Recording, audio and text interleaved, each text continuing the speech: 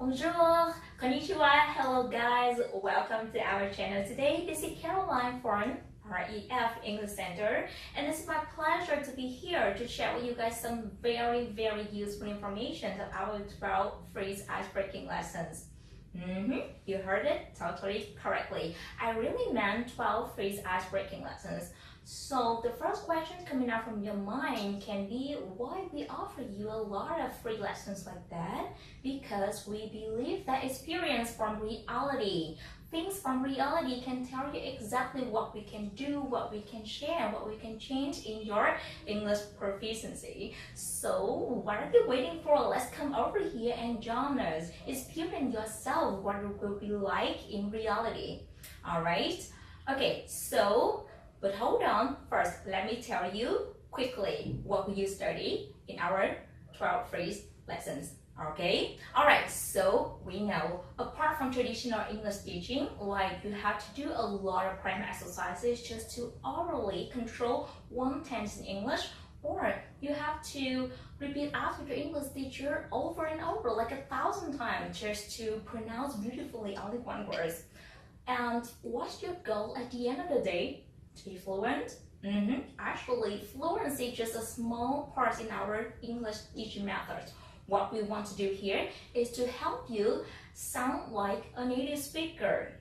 That's right. I know a lot of you may think that when you speak English, you automatically sound like a native speaker. But I'm sorry, that can be wrong, because let me take this as an example for you. I have a very simple word right here, and I do believe that when you speak English, you use this all the time, but just in the wrong way. Okay, so sorry, let's go back to my example here. So if you notice, this sound, this word had a very familiar sound in Vietnamese like ah.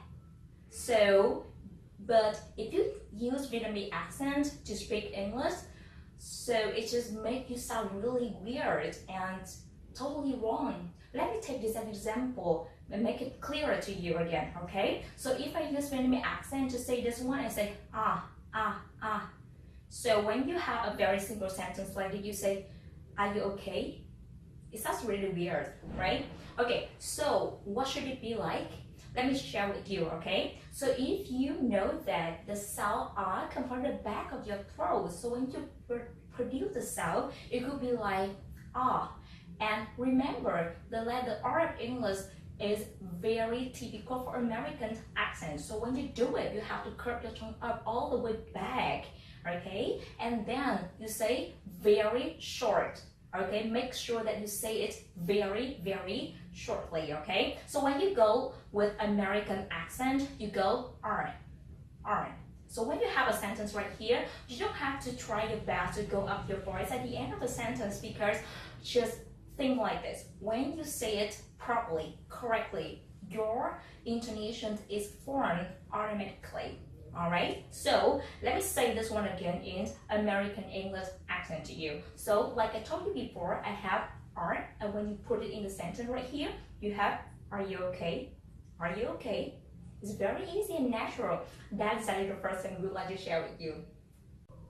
Alright, the second one we would like to share with you is how to express yourself like a native speaker.